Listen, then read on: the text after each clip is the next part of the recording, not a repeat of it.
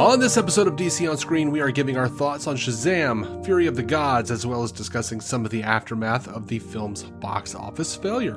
I do want to apologize for the audio quality of the episode. There was a technical issue I wasn't aware of until after the show. If this is your first time listening, we usually sound better.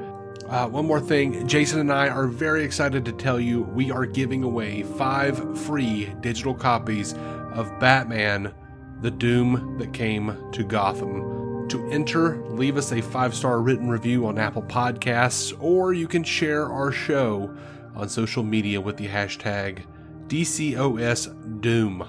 We'll use a random number generator to pick the winners, and that will be announced on April 17th.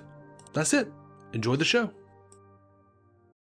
Are you struggling to conceive? You have options, and at Piedmont Reproductive Endocrinology Group, we'll make sure you have the guidance and support you need. PREG is known for individualized fertility care that's unique to every patient. We take the time to provide a reassuring and empowering experience because we believe that you deserve nothing less. Let us help you on your journey to parenthood. Visit us at pregonline.com to learn more. Get the guidance and support you need at Piedmont Reproductive Endocrinology Group.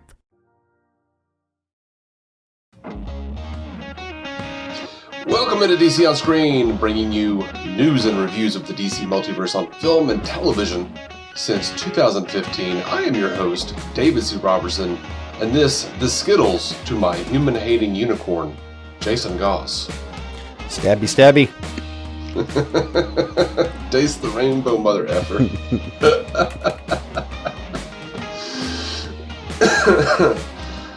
Oh, man.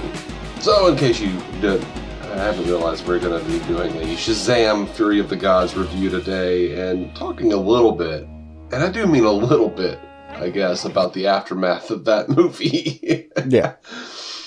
Has to be done. Has to be done. High-level thoughts. I really enjoyed it. Yeah. I thought it was a fun movie. No, I completely agree. Like, I have my little issues. Review done. This has been fun. Oh, in a lot of ways, yeah. No, I mean, yeah, I mean, in terms of like how much I took away from my enjoyment of it and like how much it continues things. Yeah, I'm not being that cynical here. I enjoyed it, and all right, we're good here. We're out. Yeah, like it was fun, and it was a good family superhero movie, and I laughed several times. Oh, definitely. I really enjoyed seeing Mr. Mind in that second credit sequence and already lamented not being able to ever see him again.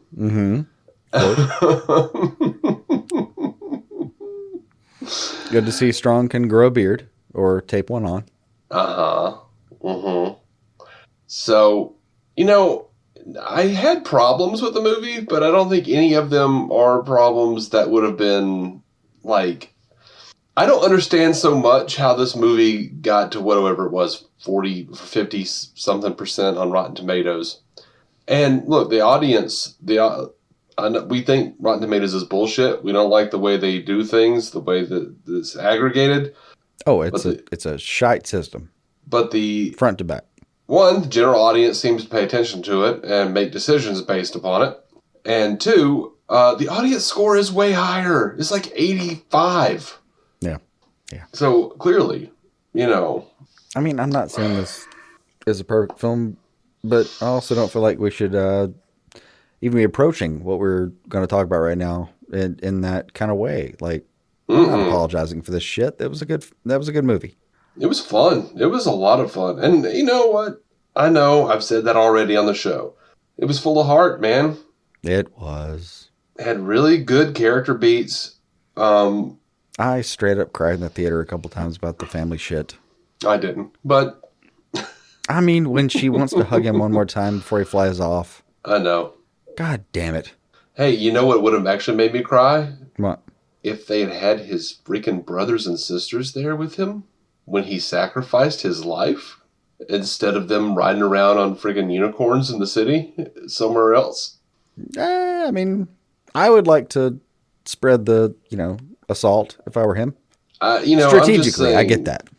For like, But I've never been, a Marvel, so I don't know. Maybe that's not the best choice. Yeah.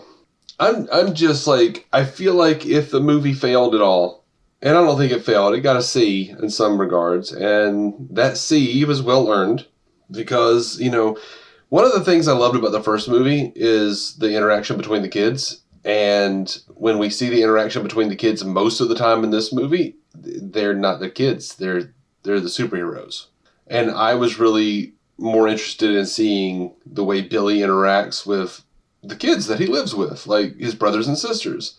And we just didn't see that. We saw how Shazam acts with his Shazamly. And as fun as it is, Zachary Levi and Asher Angel do not act the same. Like, Asher Angel actually acts more Shazamist? Mature, I was going to say. More adult-like. He's got the Z part. Mm-hmm. And I was very, I feel like there were some missed opportunities. I don't think any of that is why it is absolutely flopping. And if somebody wants to take issue with me using the word flop, that's fine. But you're wrong. It is flopping hard. It's not deserved, but it is. It's flopping hard. Honestly, the only thing I would take issue with is whether it was expected to or not. I think the marketing alone pointed out that this was not where they had their money invested. Oh yeah, when you've got Shazam: Fury of the Gods coming out in a matter of weeks, and all your marketing constantly is the Flash. I mean, all of it monetarily. Do you know how much it costs to run a Super Bowl ad? I just wonder how well we would have done with Shazam if they had run a Super Bowl ad for it. Possibly, but that's actually something that I'm curious about is there was a decision probably between running one of those two. And Shazam doesn't have, I mean, it's its own little pocket in certain ways, as, hell, everyone down to producers has pointed out. So I kind of wonder, I mean, had they done that instead of Flash, I just think it would hurt Flash too. Yeah, probably. So I kind of agree with the idea to do it in, other way around, but damn, it hurt. Yeah. I mean, look, in my opinion, there's not a lot here as far as Shazam: Fury of the Gods.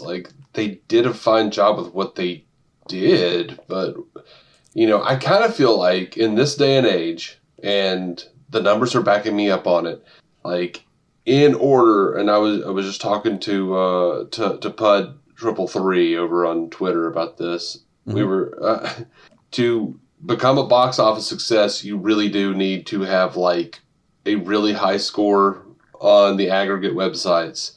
Your superhero film needs to be a part of a larger mythology, and that story is going somewhere. People need to have real FOMO about it to spend the money to go to the theater. Otherwise, they're going to streaming. They're just going to wait for it to go to streaming. And now, of course, we've got, Shazam is coming out a month after it hit theaters on streaming. Yeah.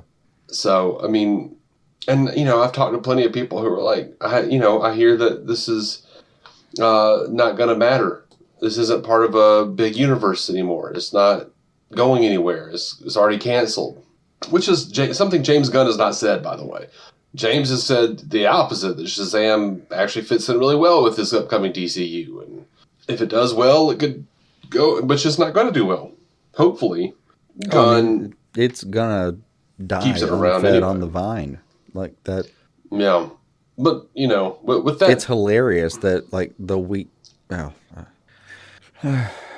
it's hilarious that after that, literally John Wick is going to kill it. Uh-huh. I mean, it bums me out because I want to see the ending of the Shazam family, or a good closure point. Oh, I know. I want to agree. I want to see that moment when he says Shazam and it's actually Asher Angel. The same to me, the introduction of Mary being her same self in superhero form, which was cool. Also, Asher, damn, congrats to him and his workout regimen. that kid has been hitting the gym, and I appreciate that. Good job, buddy. Yeah, so to me, like, that is the natural endpoint for a trilogy, is Asher Angel becoming, like, being confident enough to be his own superhero. Yeah. And I feel like if we get it, it will only be because James Gunn is friends with Zachary Levi and has a plan to, like, keep costs low, maybe integrate something else with it. You know what I mean? Like, if they do, like, a Justice Society show or something like that and have him involved, that'd be great. Yeah. I'd love to see that. I mean, that is one of the selling points of continuing Shazam right now, is it's really low budget comparatively. Not low budget enough. I mean, it is to have made the money. Like, to have... It bought itself. Let's put it that way. Not yet, it hasn't. Give it Worldwide, it's only gotten to 102 million. So... Give it a minute. I know. I mean, it's not going to be long before it's out on streaming, but I think that is where a lot of their money, streaming and DVD, Blu-ray is where they'll pick up a lot of their money, sadly. And I don't think they'll count it because they never do. But well, there's no metric that we'll ever know about because that's how that works. Yeah, it's just sad because it's not like an epic. I mean, it is pretty epic in places, but it's not like some like integral piece to a sprawling epic. And I think just by virtue of Black Adam not being great, I think it hurt it. I don't think The Rock telling them they can't use 2 Justice Society members, which, by the way, Warner Brothers, why are you letting The Rock tell you what to do? I mean, to be fair, like, The Rock is one of the reasons we got this far, because he kind of came in and said, we're going to do this. Like, Shazam getting posted is part of the reason that this got that far. Except, unfortunately, The Rock doesn't want anything to do with Shazam and didn't want him in his movie and all that crap. Yeah, I know. But I still think, like, there was a lot that he did that furthered things that, like, literally, I think he walked into some rooms and kept some bits of this dream alive, while unfortunately killing other parts of it by just not watering it enough, if that makes any sense. Or with hubris and unrealistic demands. Yeah, a little bit of both. It gives in its take, you know. That's going to be a hard thing to reconsider. Yeah. I'm seriously I'm in a place where I'm like, I am so done with this bullshit. It seems like every freaking movie. Overall bullshit. Yeah, dude. Just in general. It seems like every freaking movie we've got to deal with some kind of damn drama. Like, oh, well, The Rock didn't want to be a part of this and shunned Shazam. You want some crazy shit. You want to just actually go see a movie and enjoy it. Yeah, that'd be nice. God damn it. Crazy dream, Dave. Let me know if we ever get there. I would love to just go to a movie and be like, hey, I don't remember hearing any kind of thing about this movie. There's nothing behind the scenes. Nobody strangled anybody. You know, Kang the Conqueror isn't over here like hurting people in real life. God, that's one of those weird ones where, like, fuck, I didn't see that coming. The Rock isn't over here like saying, no, my arch nemesis Shazam can't be in the movie. Yeah. No, I won't be the villain in the second Shazam movie. Why? What? You also, I presume, don't want to be told that somebody is going to be brought back, even some major casting is going to be brought back, and then a month and a half later told that is definitely not happening. And yeah. And look, not for nothing, man. I think a big problem, like I said on Twitter, Shazam Fury of the Gods is not one thing. It's not just because of The Rock. It's not just because of Rotten Tomatoes. It really is. It's not just because of marketing. It's death by 1,000 cuts. It is everything. It comes out at a terrible time when only the Flash is being marketed and is pretty much resetting the DC universe. Everyone thinks marketing that abandoned this movie. Like everyone, marketing gave the fuck up on this movie. everyone thinks Walked away. that Shazam is not going to count, that it doesn't matter anymore. Yeah. And I would say if the Flash does well, it will be because of Michael Keaton's Batman, for sure.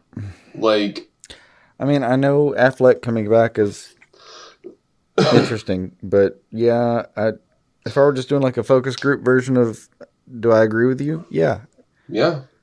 I think it's going to be because it's kind of an amalgamation of generations of possible interest that might come together to make this viewable in like a mass sense. But, oh God, my projections right now for The Flash are not good if I were doing them. Yeah. And my projections for Flash are better than Blue Beetle or Aquaman 2, which are also coming out this year somehow. I mean, I know, but they have more time to get the marketing involved. They won't, though. See, I wonder. I mean, I get that Shazam just got, pushed to the side. Like, we've already made it. I love that Sandberg has himself, fluttered away by a demon. Just, that seemed metaphorically right. But I don't think, like, the money... I don't think the money was here for that. I think they've put more in the Flash, like pot committal, like I said on Twitter before. I don't think you can not put everything into the movie. But then, that's been a month and I haven't seen another real push. So I don't know. I mean, seriously, buying a fucking Super Bowl ad cost millions. Especially earlier on. Like, millions. You could buy like 4, Academy Award-winning actors for the money you would spend on that one ad for 30 seconds if you wanted to. Same time, they probably would have been better off just put the Super Bowl ad, do the Super Bowl ad, and don't spoil the Wonder Woman cameo. Well, I think spoilers in general are a problem right now. I mean, genuinely, like Black Adam would have done better without the spoilers about Cavill. There would have been a much bigger like second week, show out for people that just wanted to come see it because they thought, oh shit, he actually shows up. They just jizzed pre-opening weekend in hopes of getting those opening weekend monies instead of just letting people go out and then come back and be like, holy shit, Cavill. Yeah. And then of course they just kind of squandered all that. I don't know. I'm having some problems. I'm having some problems, honestly, just being happy with Warner Brothers or in the fandom and all of it. Like, I thought about posting a first look last week, and I was just like, you know what? No. Like, I was like, I'm going to change it to something else where I'm like talking about the fandom and the state of Warner Brothers. And then I just like, as the week wore on, I saw more and more stories coming and more fan vitriol. I just got so bummed. It was just not what I wanted to deal with. And I didn't know what to say. It happens.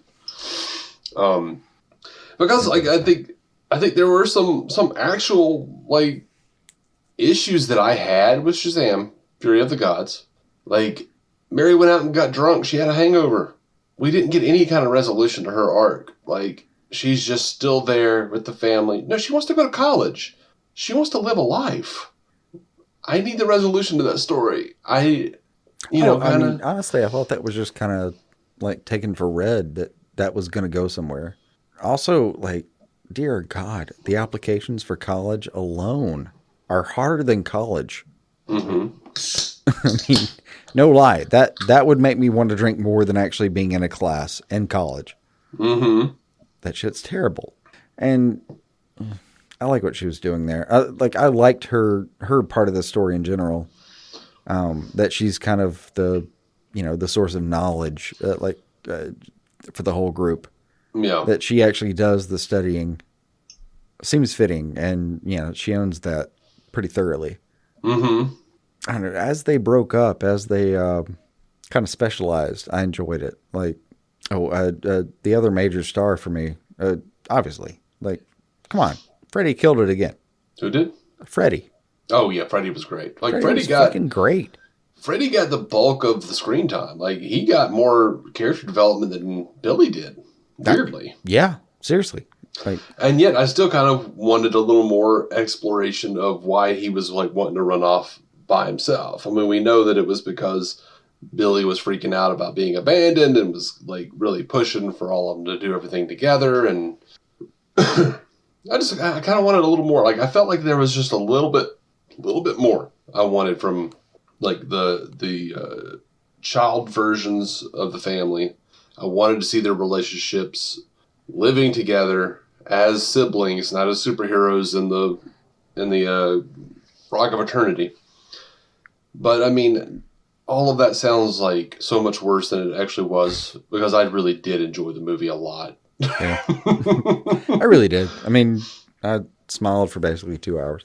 Like, even in the Rock of Eternity, where you say you want to like see more of them as children. Yeah. Dude, if you gave me that power, I would never be out of that like format physically. Yeah, me either. It's over. I mean, that's how I exist now. I'm in a cape. I see. I think that would have been really. See, even with you saying that, that's like, in some ways, a more interesting story. Like for Freddy, someone who's like physically disabled, like I think it would have been interesting to have him go on that journey and be like, I don't want to go back to my body, you know, like I want to be this forever. I think that would have been like reconciling who he is versus like how he could move beyond it, but by abandoning himself and his family in some regards. You know what I mean? Like they could do a lot with that and kind of play into it. Feels like with Pedro they did that a little bit, but I mean with Freddy he has such an interesting take just by himself. I mean, God, that kid's a great actor. Like he really stills the fuck out of scenes when he's on screen. I'm deeply curious about whatever's happening when he's there, but like when he turns into like his Marvel Junior, whatever what is he called? Well, I think that's kind of the question, isn't it? None of them have code names. They don't actually have the real names. Yeah. Yeah. They're all just like pieces of the Marvel family. By the way, I loved Michael Gray being like, "Get him, Captain Marvel!" Like the dude who played Billy Batson on the original Shazam show. Oh, yeah, that was fun. In the shirt and everything. That was good. I liked. I don't know, man. I really liked the uptake of like them growing into themselves versus these characters. The two actors that have to represent one person aside, I think there was real growth here. I mean, Shazam, Billy Batson doing the whole sacrifice play thing. That was really meaningful, but that was kind of the coup de grace of the whole family. I felt like they all tried to move toward what they were capable of, and I enjoyed that. And that is obviously in spite of the fact that apparently they were seen as failures the entire time. That was a strange take, but I kind of enjoyed it. What were they called? The Philly Follies or something like that? I don't remember what it was called. I don't remember either. It wasn't that. I had a thought that for a second I thought like the crew of It's Always Sunny in Philadelphia was like, yeah, that feels like us. Yeah. Yeah. I mean, whole bridge falling in. They did their goddamnedest and still just, didn't quite get it. But like you did. You saved people. Yeah. And I love him saving Sandberg's wife and being like, no way, I saved you while this song was on. Yeah. I need a hero. I loved Steve the Pin. I loved that whole gag with Helen Mirren reading that note. That was just, chef's kiss, man. I dug it. I was sitting there just laughing. And look, I enjoyed this movie. I mean, Steve the Pin altogether is a hero by himself, frankly. Yes. I enjoyed this movie while I had a guy sitting right behind me. There were only like 4 people in the theater, myself included. Eating a Jolly Rancher. No. The guy behind me, every joke and every Guffaw. every joke and every like big like cinematic moment with VFX or anything. This guy's like he said trash at least 4 times. Just trash. Just trash. Trash. He was so mad. He was, you poor thing. like I was like chuckling almost as much at him, but like you know how like if someone's a dick in a movie, you just like it bums you out. And I enjoyed this movie even with him doing all that. I was like, buddy, you came to this movie looking to hate watch a thing. You are willingly here. like, what the fuck, man? You can just leave. It's like, it was not bad, though. Like, I mean, it could have played with a little more. It could have dug in on his heels a little more on some themes and whatnot, the whole, Freddie and his girlfriend both having overbearing siblings, They kind of touched on that. There was room to explore some other parts, yeah. Yeah, they just, stuck just the tip in, just for a second, just to see how it felt. Didn't do full penetration on that. Really could have used it. Or at least, half whole. Like, give me a little more. Yeah. But it was genuinely good to see certain things that were just expounded more than I ever thought they would be. Like, those unicorns looked fantastic. They did. Skittles commercial aside, and that was the funniest part to me of the entire movie, was like, all right, on the one hand, the suspension of disbelief deflated deeply with the Skittles commercial part. I loved it. I'm not hugely a fan of how much that took me out of the experience of watching it. But then the what was it they said? Like, taste the rainbow bitches later. Oh no, I believe she said, "Yeah, motherfucker, taste the rainbow." Yeah, there you go. That's what she said. Yeah, no, that the payoff was worth it. But all the little like chimeras, the Greek creatures, the minotaurs and everything else. Like, at some point I thought Wannabeast was going to show up, for God's sake. Oh, that would have been fun. It seemed like his scene, Mm-hmm. It would have been there for him. But that whole, that whole sequence was genuinely amazing. And the outside of the box references to Game of Thrones and all that shit, like, this is just kind of a movie that really had fun with itself. Mm-hmm. Really hard to ignore that. Here's the thing, though, about that Skittles commercial. It's a very long Skittles commercial. It's like intermittent small Skittles commercials throughout the movie, but there's a bunch of kids in there, man. I mean, I'm not a shill for Skittles, but you know how many times I mentioned Skittles when I was a kid? Do you know how many times I mentioned Skittles in a day or in a week, let's say, as a grown man? Me and my wife say taste the rainbow way too much. And this was way before Shazam came out. I like Skittles. Skittles that's a thing that y'all have. Skittles is fantastic. And you know what? Advertising does have an influence on people in real life. And honestly, some of those Skittles commercials used to be really great. They were funny as shit. They were. They were. I don't hate on that at all. They were like Tim and Eric weird, So I enjoyed all the Skittles stuff in this movie. I had no problem believing that Darla would be like picking out certain colors of Skittles because, the villain doesn't deserve anything but yellow or whatever it was. It tastes the same. I know. It's like only a little kid would not believe that. Like, no, the red ones taste better. I know there's like a second when they're on your tongue that's different, but like, oh, come on. It's just a sugar packet. Mm-hmm. I love Skittles, though. Honestly, once they came up with sour Skittles, to me, regular Skittles can just die. Oh, I'll eat either. The sour Skittles that's the shit. I like both of them. Yeah. I like to mix them. And I like to pour like bags of them into my mouth, like the little fun size bags, just like wow, and just like do the thing where you like just like compress and like make a big conglomeration of Skittles. You just want to like hold a toothbrush while you're emptying the Skittles into your mouth, is what you're saying. Pretty much. I'm going to enjoy this for a few minutes. I mintify my teeth.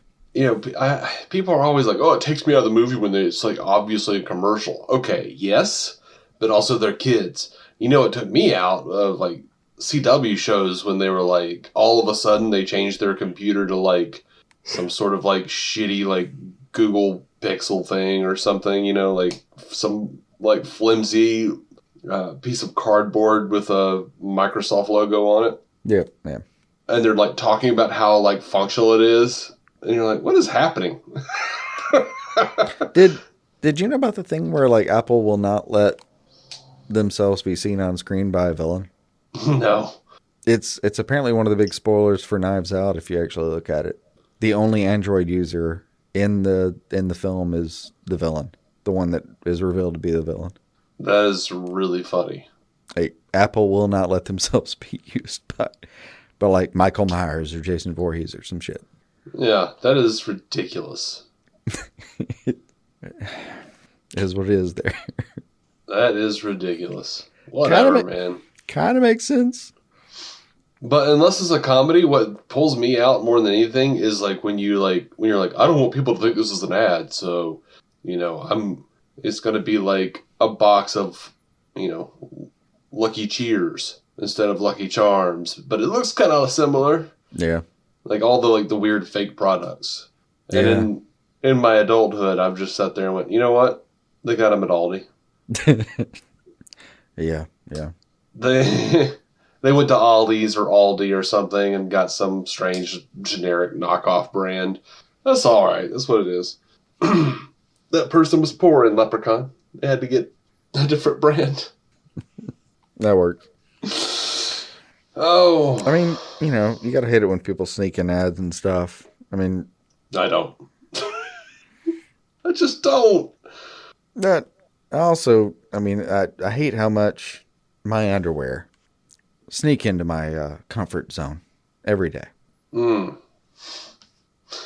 Well, that sounds like it's like an underwear ad, but it's not. I kind of wish we were still doing the underwear ads. It's me Grundies. Me Grundies. Yeah, me Grundies. They actually last forever. Uh-huh. Yeah, they cannot be killed. Right. But every once in a while, when you put them in the dryer and you bring them back out, it's not a pair of underwear anymore. It's a pair of socks. Possibly. But every attempt to kill me Grundies actually makes them stronger. Mm-hmm. Which is eventually a problem because they actually will possibly affect your ability to procreate. But that's just a long-term problem. In the meantime, they really are they're very coaching, in that area. Very helpful, very comfortable for the time being. Don't assault them. Don't assault them. I don't know what's happening anymore. Mm-hmm. Look, man, if you haven't gone and seen Shazam, I'd absolutely say go check it out. Go to a matinee or something. Just go take a look at it in theaters or wait until streaming. I don't think it matters anymore. Not at this point. It's coming out in digital in like a few days. Mm-hmm. It sure is. Andre Sparks sent us an email, said, Shazam Fury of the Gods was a blast. The amount of character work, world building, background of the characters, and action was all very well balanced. Zachary Levi did an amazing job as Shazam. Helen Mirren and Lucy Liu were amazing in their roles. Like, I'm used to seeing them in serious stuff, but they rocked this. The bridge scene and the unicorn scene were definitely awesome. Now that the gods are reborn, what will this mean for the future? Literally, they said maybe gods and humans can get along this time, and they weren't just talking about Wonder Woman. James Gunn's first chapter is called Gods and Monsters. Coincidence? I think it is in this case. Lastly, Waller leads the Justice Society. Does this mean we are getting Shazam and Peacemaker Season 2 or The Waller Show? Can't wait to see what you guys thought. I wouldn't put it past James Gunn to put Shazam in Peacemaker Season 2 or The Waller Show. I also wouldn't be surprised if we don't get anything. If Shazam just goes away. Yeah, it probably will, if we're being honest. To be revisited, later with appearances, cameos, mentions, whatever. I think that's probably where this property lands. I mean, if Zachary Levi could stop having mental breakdowns on live streaming, that would be great. That would help, yeah. Otherwise, I think they could probably just have him show up in another thing as Ash or Angel and just be like, yeah, I don't like that other guy anymore. I'm pretty confident in myself. FlashArt88 on Twitter says we just came out of it and we loved it. Great fun. Plus, it gave us a live version of My Little Pony that I can get behind. Beautiful. I think these are better reviews than we actually did. It's definitely more concise and descriptive. I know. Frankly, just post that. Just delete everything I'm going to send you. Just post what they did. Right. Yeah. It'll be that, and then I'm just going to say, sounds great afterwards. Lexi Claire on Twitter says, I rewatched the first one last night to prepare for this one, and this is one of the few movies out there I think nailed the sequel even better than the original. That is funny that she says that because I think I am split. I think the original did certain things better, and the new one did certain things better. I think the original did family better, a lot of the family dynamic and the way the kids relate to each other. And I think I thought the second one did better. Really? Yeah. You think that? No, I deeply loved the family vibe on the second one more. Interesting. I mean, they were both great, I think, but second one better for me on that. Interesting. Well, see, Jason and I disagree. You guys got to go check it out and tell for yourselves. Yeah, just give us time. I'll find something to fight him on, goddammit. It's like the motto of our show. Contrarian by nature. I'll see you there. Sarah Taylor. No, genuinely, on Twitter. that mom hugging Asher when she just wants to see him in Asher, in Billy form one more time. That really fucking got me in the theater. Throat closed, whole thing. I was kind of mad at myself because of the beginning of the movie when everyone says, bye, Mom, and he goes, bye, whatever her name is, Rosa, whatever her name is. And then, the dad is like, he'll get there, give him time. And I'm like, first of all, it's been 2 years, according to the movie's timeline. Yeah, but if you're, in a foster situation, they are great fucking parents, man. Yeah. They're always there. They're always, concern. By the way, one of the major things that we haven't mentioned about this film that was so amazing is how fucking tight money is. Mm-hmm. They're hurting. They are hurting, and it means something. It was really nice to see that. Maybe they wouldn't be hurting so bad if the house would stop getting struck by lightning, you asshole kids. That was a good gag. I mean, if they should just start up a side project where they, charge phones for a couple dollars a pop. Yeah. Yeah. But so when Insta charge. When he was like, he'll get there. I was like, oh, okay. At the end of the movie, before he goes off to fight the big bad, he'll call her mom or something, that's what my thoughts were. Those were my thoughts that, they're setting up a big emotional thing. So, that's the kind of shit that takes me out of it. It was that kind of heavy foreshadowing. Not Skittles. Kids eat Skittles.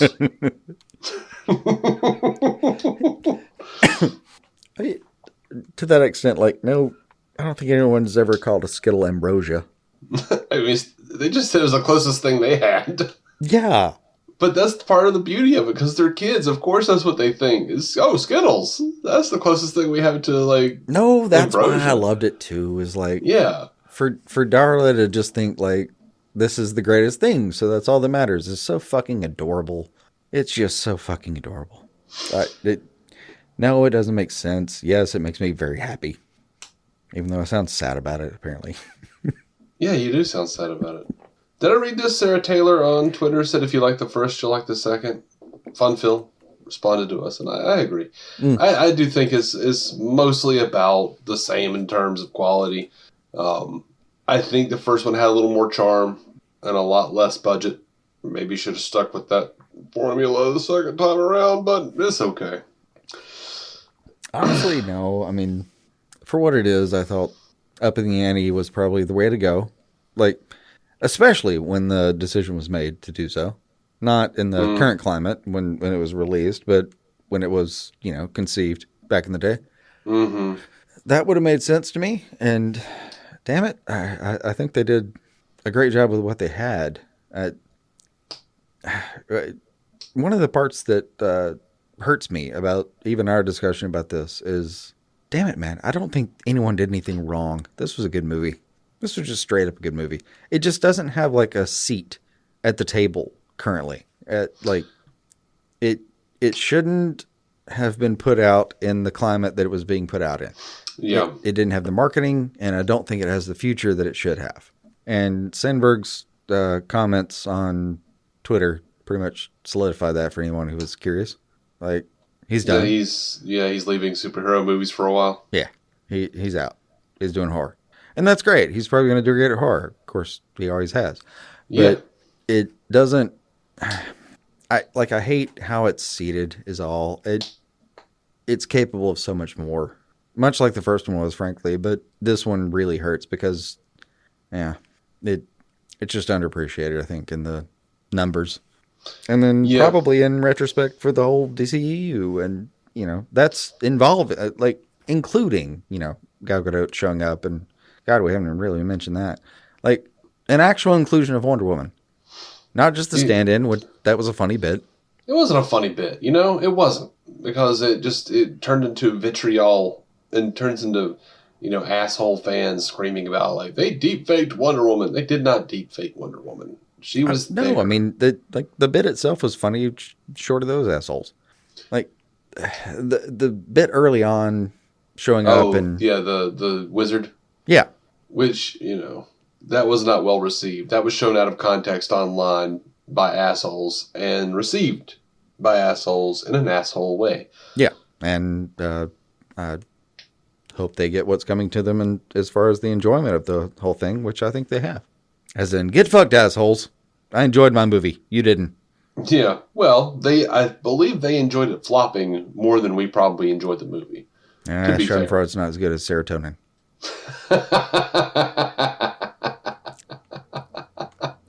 I'm gonna try to make that a bumper sticker.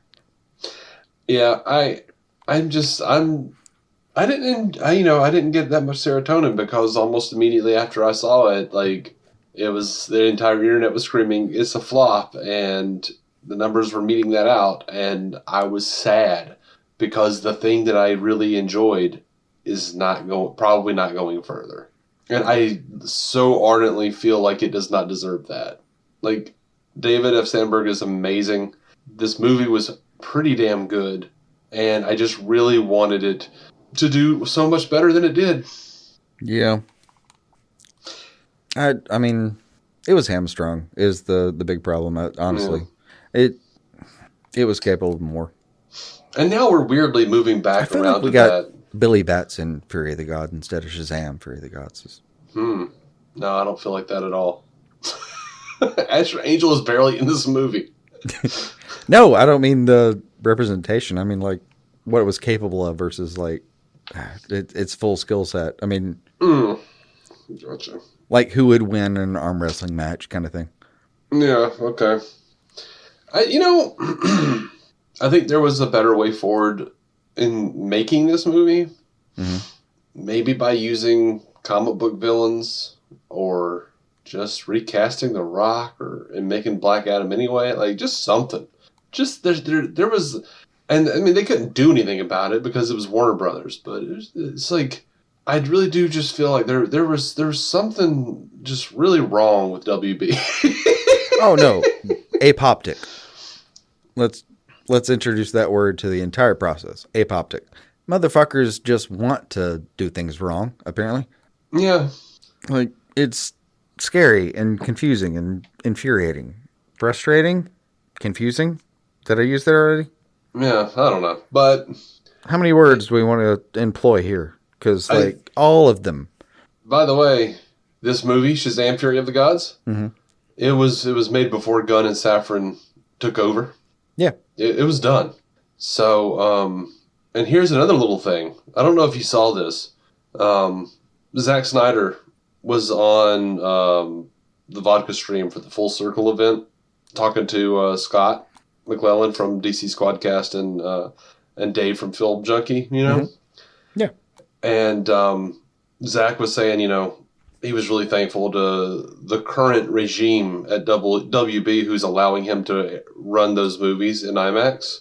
And he says, the people in charge right now are lovely. And then Zach pointed out, you know, James is a buddy of mine.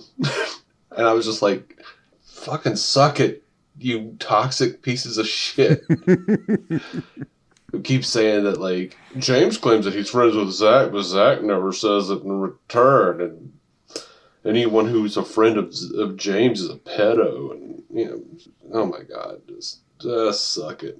And I really do think that, like, someday down the line, be it under the label of Elseworlds or not, there is room to restore some modicum of the Snyderverse and finish that story. But Zach just needs to not be doing like 7 films for Netflix. Yeah. Yeah. He is tied up at the moment. As is everyone else, except for Ray Fisher. Yeah. I saw a trailer recently with him in it, but I couldn't remember what it was. It's probably Rebel Moon. No, it wasn't that. I hadn't seen a trailer for Rebel Moon yet. Oh. Although I am curious. Sure. But yeah, so I because of, you know, things that you hear, because of Zach's praise of the current regime at Warner Brothers, you know, there is some I'm proof hopeful. in the pudding here as far as I'm hopeful. Not necessarily for a Snyderverse restoration, which I am, but I am just hopeful that, like, this current group are more mindful and more intelligent than the previous 15 groups. You know, honestly, as much as I enjoy being hopeful, and, well, I say that. That's not really my personality. As much as I would like to be hopeful,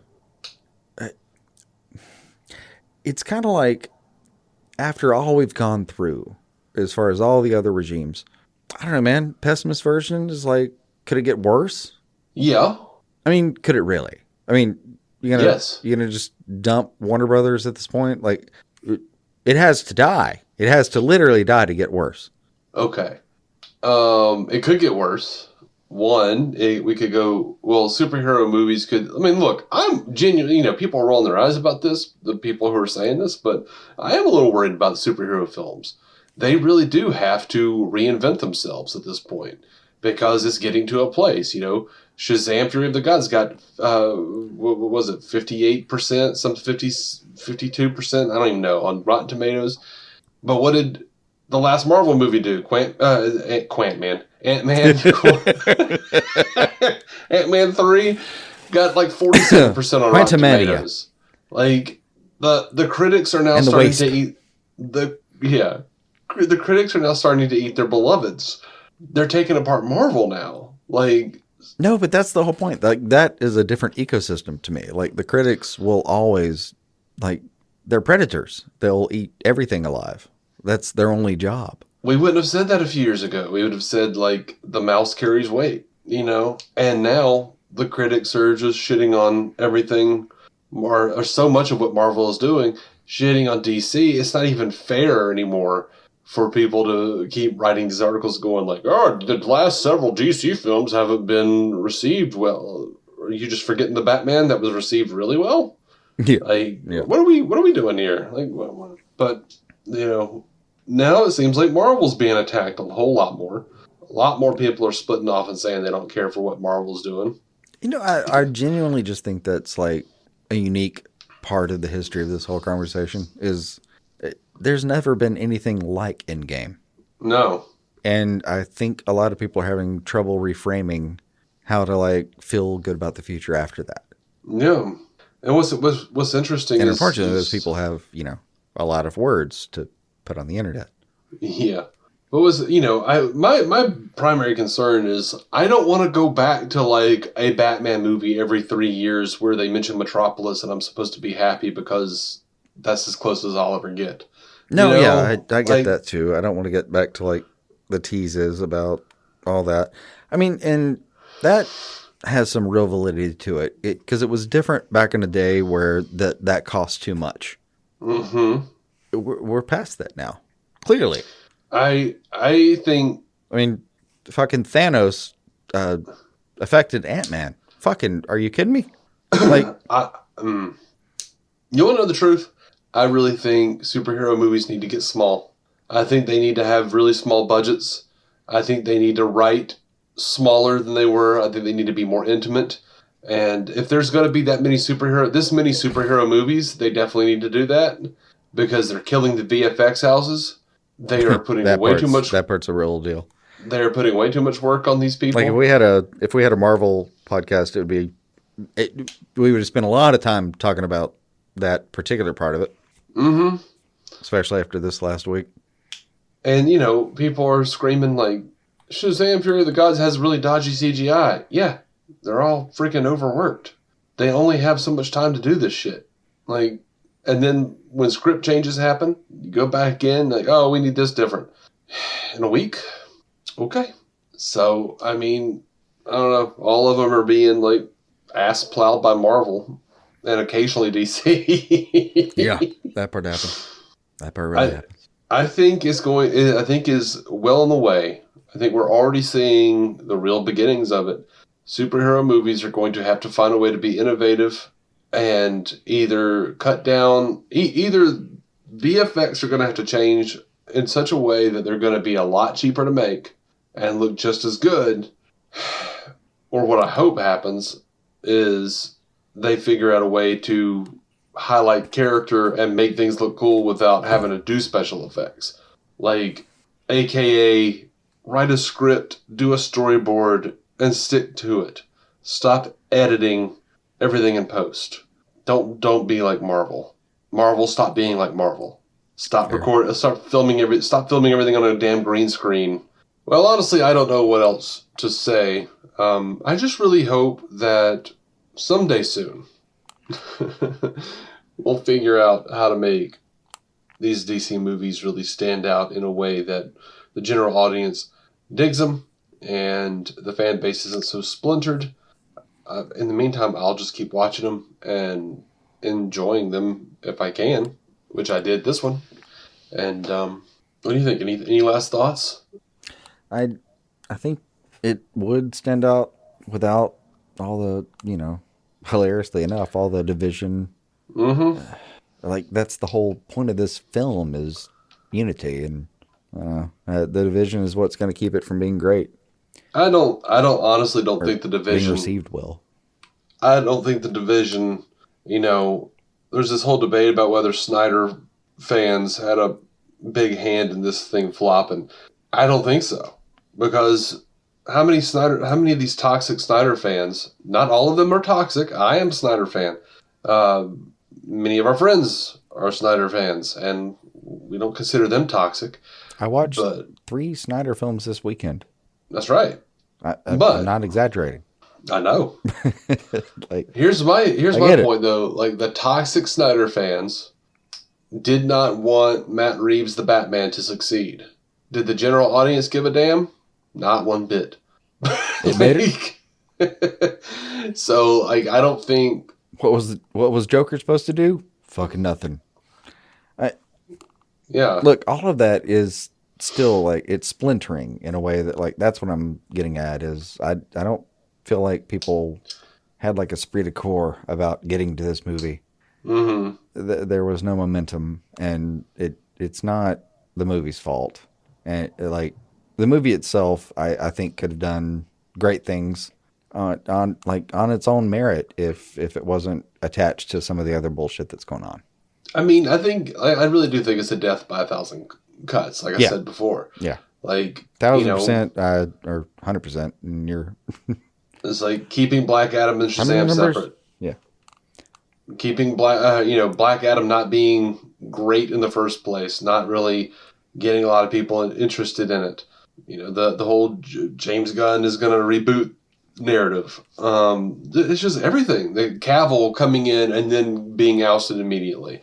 Like, Warner Brothers and DC are still giving the notion to general audiences, we don't know what the hell this is, and we don't have our shit together. Yeah, it's not there yet. I mean, I think there will definitely be a time, and I think it's coming soon. And at the very least, I think I'm gonna, really put my hopes in the new regime, the Gunn, Safran, get your shit together kind of regime. Mm-hmm. But that's only because it's hope. It costs me nothing, and I like to feel good. So, why not give it a chance? But for what's happening right now, these last little dregs of the previous universe, it is going to be as disappointing as this is in the numbers. Mm-hmm. No matter how much they say, well, if you support it, it might not be, the dregs of the last universe. It might actually be part of the new universe. I mean, it really could be, and I have all the hope in the world for that too. But yeah, but it is what it is as far as that goes. Yeah, we're in a new place now, and I do hate that this film was affected by it because it was really fun. Yep, we're in a new place, same as the old place. For you and me, yes. Constant expectation of reboot. Yeah. We don't know what Hamada's doing. Oh, now we don't know what James Gunn is doing. Yeah. And, what was it? Like, now we don't know what Sujihara is doing. Now we don't know what Toby Emmerich is doing. Now we don't know what... Sarnoff for a second there. Yeah, well, Kyler and Hamada. Yeah. The advice I've given you so many times. Bend your knees. Bend your knees. Just keep collecting McFarlane toys as you can and just hold on. I mean, in all of that, like, still, come on, man. Like, the whole reason we enjoy these films is because there's hope. So, fuck it. Have some hope. Mm-hmm. I still do, and I don't regret it. I'm just trying to stay off of... It's definitely not going to be like what we... it's definitely not going to be like what anyone expected, but... I'm just trying to stay off Twitter. Oh, that is a place where hope dies. I know. Yeah. And Facebook. Yeah. That part's rough. Man. I think that does it for this episode of DC On Screen. What do you think? Yep, let's call it. All right. We will be back, hopefully next week with news and any feedback you guys give us. If you would like to leave us feedback, we'd love to see positive reviews, if I could speak correctly, on our Apple Podcast page. We can also be reached through Patreon, dconscreen@gmail.com, or DC On Screen on Twitter and Instagram. You can also find us and comment through Facebook and YouTube. We are in all the places. Become a patron, and we'll probably be more apt to read your comment. Definitely more apt to see it. Yeah, patreon.com/DC On Screen. And I sincerely hope you find your way back to us. Until you do, though, keep some DC on your screen. Bye.